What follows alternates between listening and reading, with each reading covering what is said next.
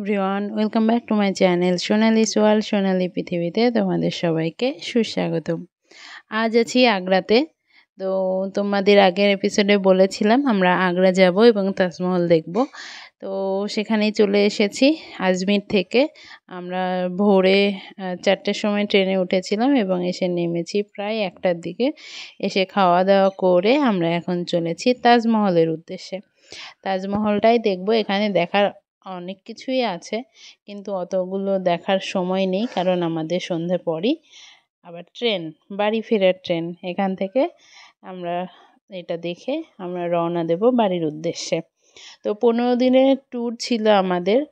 তো তার মধ্যে সব যে জায়গাগুলো আমরা ঘুরেছি সবটাই তোমাদের সাথে শেয়ার করেছি। হরিদ্বার, ঋষিকেশ, বৃন্দাবনের প্রত্যেকটা জায়গা, মথুরা, বারসানা, সব কিছু দেখানো হয়েছে, দেখেছি এবং তোমাদের সাথেও শেয়ার করেছি। প্রেম মন্দির থেকে শুরু করে সব কিছু। এরপর রাজস্থান গিয়েছিলাম, রাজস্থান থেকে আজমির, এবং আজমির থেকে আজকে আছি আমরা আগ্রায়। তো আগ্রায় এসে, কারণ আগ্রা থেকে আমাদের ট্রেন ছিল, আর আমরা ইচ্ছে করে আগ্রা থেকে টিকিট কেটেছিলাম, কারণ এত কাছে বৃন্দাবনে থেকে, এত কাছে আগ্রা, এত কাছে যে চলে আসার পরে আর কি তাজমহল না দেখে যাওয়া যায়। তো সেটাই মাথায় রেখে আমরা আগ্রা থেকে টিকিট করেছিলাম বাড়ি ফেরার। আর আমাদের পৃথিবীর অষ্টম আশ্চর্যের এক আশ্চর্য, যেটা হচ্ছে তাজমহল, তো সেইটা না দেখে এত কাছ থেকে ফিরে গেলে মনটা খারাপ করবে।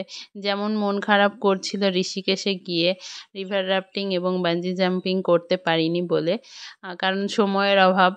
তো সেই রকমই যদি এত কাছ থেকে ফিরে যেতাম তাহলে খুব মন খারাপ করতো। আর এটা একটা শখ ছিল, মানে ড্রিম বলে না, মানে সুপ্ত ড্রিম, যেটা ছোটবেলা থেকে আস্তে আস্তে মনের মধ্যে পুষে রেখে রাখা হয়। সেই রকম একটা ড্রিম এই তাজমহল দেখা। ছোটবেলা থেকে অনেক দেখেছি তাজমহলের ছবি, বিভিন্ন মেলায় গিয়ে সেই হচ্ছে যে ছবিগুলো বিক্রি হয় সেখানে দেখেছি। তখন থেকেই তাজমহল কী জিনিস, কেন তৈরি হয়েছে, এইসব ইতিহাস তো পরে বড় হয়ে জানলাম, কিন্তু ছোটবেলা থেকে তাজমহলের ছবি দেখে একটাই জিনিস মনে এসেছে যে এত সুন্দর জায়গা কখনো কি চোখে দেখার সৌভাগ্য হবে, সামনে থেকে দেখার সৌভাগ্য হবে, এইরকম একটা মনের মধ্যে সব সময় এসেছে। তো সেই স্বপ্নটা পূরণ হচ্ছে, আর তোমাদের সাথে সেটাও শেয়ার করছি। এই যে চলে এসেছি, আমরা নেমে পড়েছি তাজমহলের কাছে। এখন আমরা ভেতরে যাব এবং ভেতরে গিয়ে টিকিট কাটবো। এই হচ্ছে টিকিট কাউন্টার। এখান থেকে লাইন ধরে ব্যাগ চেকিং করতে হয় এবং লাইন ধরে ভেতরে ঢুকতে হয়। বাইরের খাবার ছাড়া সব কিছুই নিতে দেয় ভেতরে। আর বড় ব্যাগ, যেমন কাপড় চোপড়ের বড় ব্যাগ যেগুলো থাকে সেগুলো ভেতরে নিতে দেয় না, শুধু হ্যান্ড ব্যাগগুলোই নিতে দিচ্ছে। আর সেগুলো রাখার জায়গা আছে, সেসব জায়গায় রাখা যেতে পারে।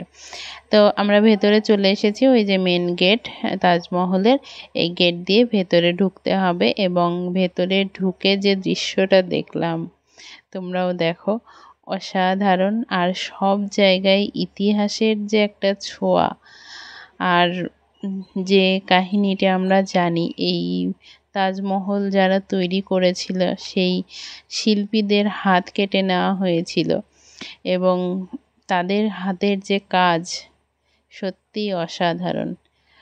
মুগ্ধ হয়ে দেখতে হচ্ছিল কাজগুলো। শুধু এত কাছ থেকে যে এত সুন্দর জিনিস কোনোদিন দেখতে পাবো সত্যিই ভাবিনি।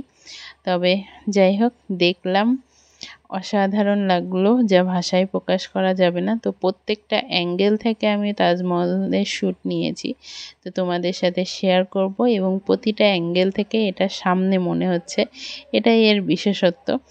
তো দেখতে থাকো লাস্ট পর্যন্ত। সব রকমভাবে সব অ্যাঙ্গেল থেকে আমি দেখিয়েছি তোমাদের তাজমহলটা। দেখতে থাকো শেষ পর্যন্ত।